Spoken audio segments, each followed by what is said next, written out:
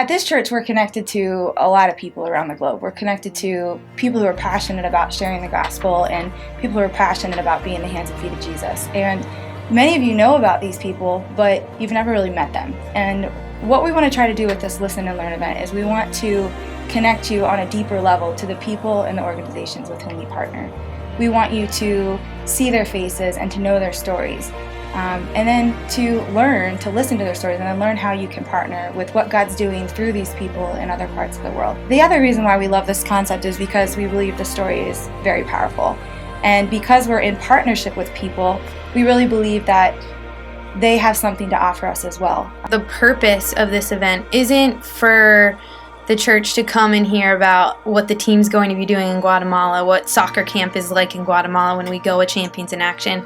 The purpose isn't to come and hear the things we experienced as a team while we were at camp and volunteering with Champions in Action, but the purpose is to hear stories of people that live in Guatemala affected by organizations like Champions in Action doing awesome things. We don't intend to do this, but it's really easy to become so focused on what's happening within your own community and forget that God is really big and He's doing some amazing things all over the world. And so honestly, hearing from other people around the world and hearing their heart and what God's done in their own heart and what God's doing in their communities just helps you to put things into perspective that our God is really, really big, and sometimes we put Him inside a box and make Him a lot smaller than He truly is.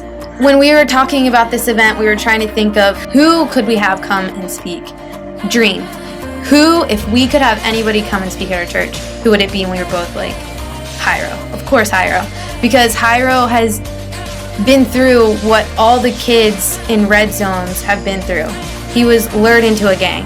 And then by the power of God and His working in his life and his heart, he was just lifted right out of that. And now he's working with Champions in Action, kind of giving back to those kids that he once was when he was growing up. Jairo is one of the most faithful people you ever meet.